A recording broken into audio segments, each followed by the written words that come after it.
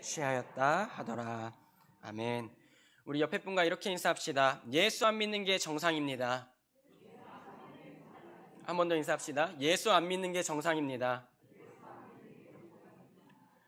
이제 노대현 전도사가 강도사 인허를 앞두고 막 나가는구나. 그게 아니고요. 그럼 예수 믿는 것은 무엇일까요? 비정상. 말이 좀 서운하죠. 근데 예수 안 믿는 게 정상인데요. 예수 믿는 건요, 기적입니다. 예수 믿는 건 기적이에요. 모든 세상 사람들이 예수를 믿는다고 하면 비정상이라고 얘기하거든요. 근데 예수를 만난 우리는요, 예수 믿는 게 기적이에요. 우리 옆 사람과 다시 한번 이렇게 인사합시다. 기적의 주인공 옆자리에 앉으셨습니다.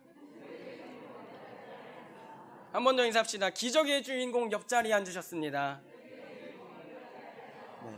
우리 모두가 기적의 주인공이 되기를 축원합니다. 오늘 말씀은 사실 너무나 많이 설교되고 또 많이 나누는 말씀일 것입니다. 그러나 오늘 이 말씀을 다시 하나님께서 증거하게 하심으로 말미암아 우리가 무엇을 사모하고 무엇을 기대해야 될까?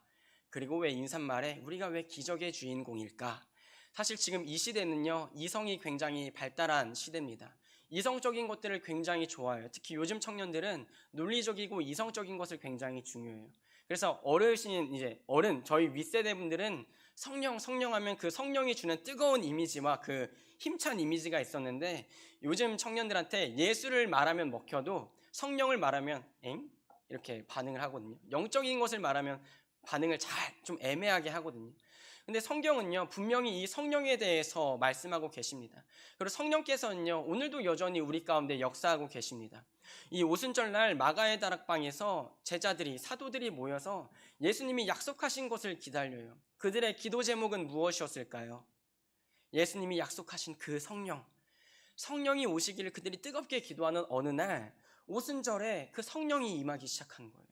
모든 사람, 각 사람에게 성령이 임하기 시작한 거예요. 다른 사람들에게 누군가에게만 준 것이 아니라 거기 있는 모든 각 사람에게 성령이 임해서 그들이 어떤 일을 합니까? 4절에 보면 이렇게 기록되어 있습니다. 그들이 다 성령의 충만함을 받고 성령이 말하게 하심을 따라 다른 언어들로 말하기를 시작하니라. 성령의 충만함을 이들이 힘입어서 어떤 일을 증거하기 시작해요? 다른 것을 하지 않습니다. 성령이 말하게 하심을 따라.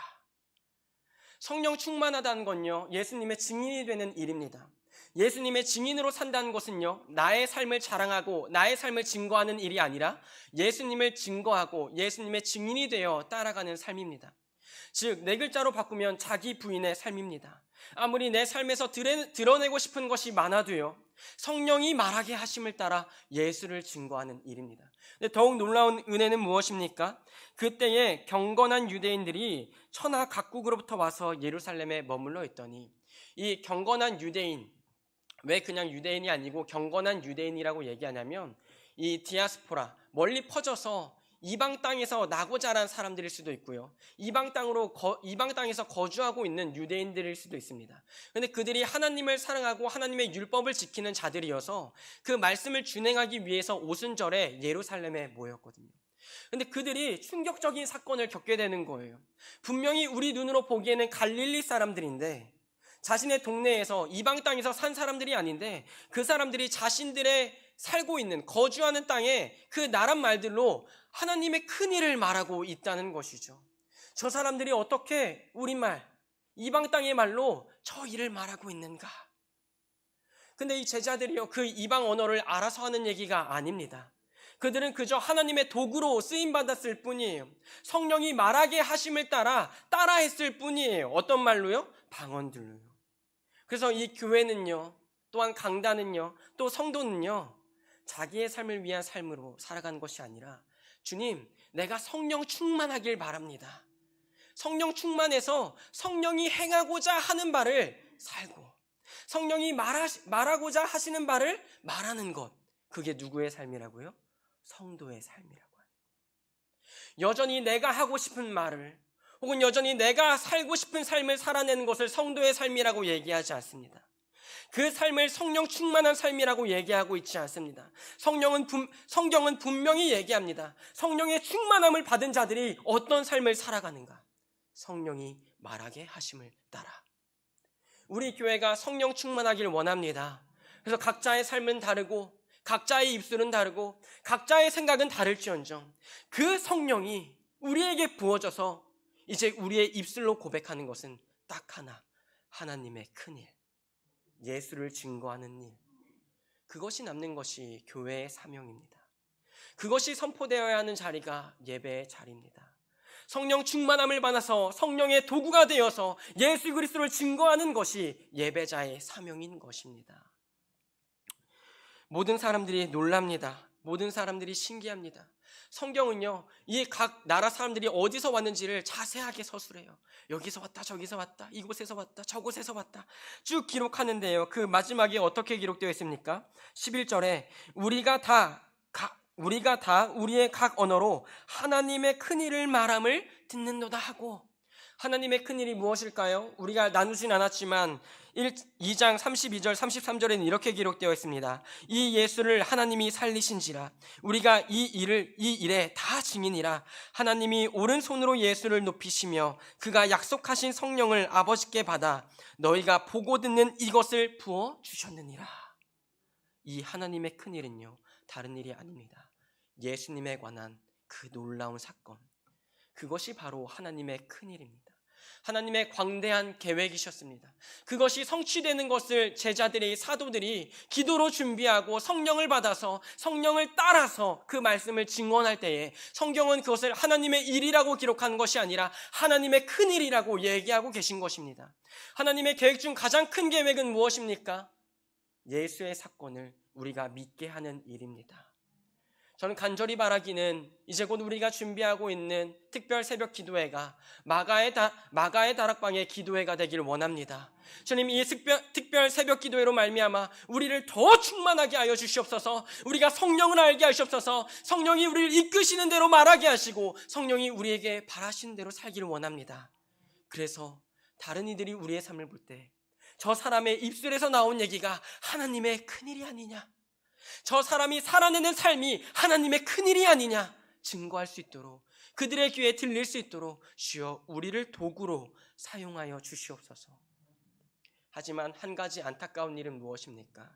누군가에게는 이 하나님의 큰일을 말함을 듣는 일이 다 놀라며 당황하며 서로 이르되 이 어찌된 일이냐 라고 기록된 일이지만 그 뒤에 13절에는 또 어떤 이들은 조롱하여 이르되 그들이 새 술에 취하였다 하더라. 낮이었거든요. 오전이었거든요.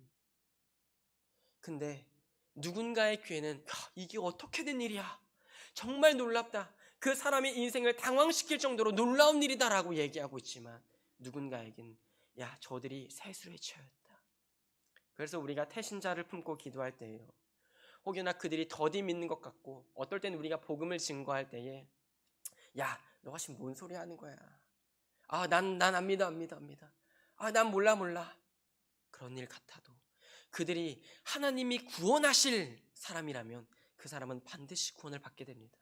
그럼 우리는 무슨 일을 행하는 거예요? 성령의 충만함을 받아서 그냥 말하는 거예요. 그냥 증거하는 거예요.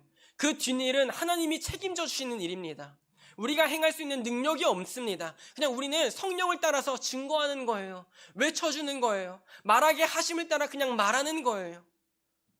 제가 고등학생 때 친구 한 명이 이런 얘기를 했었어요. 이름은 공개할 수는 없고요. 이름을 공개해봤자 모르시잖아요. 공개해드릴까요? 네. 그 친구가 제가 이제 신학을 이제 신학과에 갈 준비를 하고 있으니까 너는 왜 교회 왜 다녀? 넌 하나님 왜 믿어? 근데 너 하나님 믿는데 그렇게 살아도 돼? 하나님 이렇게 사니까 하나님이라도 믿는 거야. 이렇게 얘기했는데 왜 비웃으세요? 저희 다 똑같아요. 예수님 없으면 저희 도찐 개찐이에요. 네? 근데 그 친구가 야, 너도 교회 다니고 예수 믿어야지 했더니 아니야. 나는 나 말고는 아무도 안 믿어. 난 나 말고는 아무도 안 믿어. 근데 우연하게요, 이제 제가 대학교를 가고 길 가다가 그 친구를 만나는 거예요. 만났는데 주일이었어요. 제가 정장을 입고 이제 사역할 때는 정장 입고 하다가 그 친구가 야, 노대현 이러면서 야, 너 왜 정장 입고 있어? 나 이제 교회에서 사역 시작했어. 너는 뭐해? 그러니까 나 교회 다녀.